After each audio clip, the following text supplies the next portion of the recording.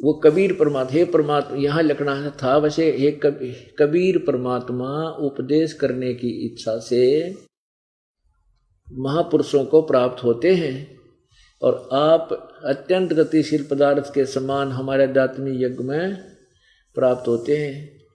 आप, चलो उनका अनुवाद भी समझे तो, आप सर्वज्ञ नहीं, आप कबीर हैं।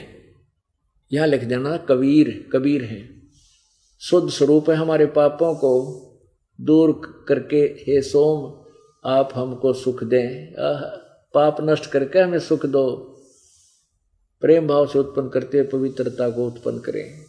अब देखो तीसरे में कमाल कर रखा है, ऋग्वेद मंडल नंबर 9 सूक्त 82 मंत्र 3 में,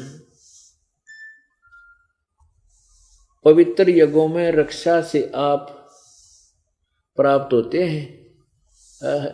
पवित्र यज्ञों में जहाँ शास्त्र अनुकूल साधना होती है वहाँ परमात्मा आप प्राप्त होते हैं, वहाँ पहुँचते हैं। और पृथ्वी आदि लोकांतरों में गति करते हुए घूमते हुए कहते गोता मारू स्वर्ग में जा बैठूं पताल, कह कबीर ढूंढता फिर वो अपने हीरे माणिक लाल। सर्वव्यापक आप, सर्वव्यापक बना आप स्वयं गतिशील होकर चलकर विराजमान होते हैं। आप कैसे हैं? आप सबके तर्पक हैं और सबके रक्षक हैं, बड़े से बड़े गतिशील पदार्थों के नियंता हैं, पृथ्वी आदि लोकांतरों के केंद्र होकर सब पदार्थों को की रक्षा करते हैं। अब इससे सिद्ध है कि वो परमात्मा कबीर परमात्मा, कबीर देव मनुष्य जैसा है, राजा के समान, यानी क्योंकि यहाँ आकर के परमात्मा जब आता है तो बहुत बड़े एक वृंद का, बहुत बड़े भगत वृंद का, समूह का एक मुखिया होता है, गुरु होता है। तो ऐसे कहते हैं आप एक राजा की तरह बहुत बड़े समूह का कि महाराज होते हो, महाराज समझो उस शब्द इनका यहाँ, और अपने श्रेष्ठ भक्तों को आकर आप मिलते हो। अब वो परमात्मा स्वयं आकर के अपने यथार्थ ज्ञान को देते हैं। अब और दिखाते हैं पुण्यात्माओं, क्योंकि आप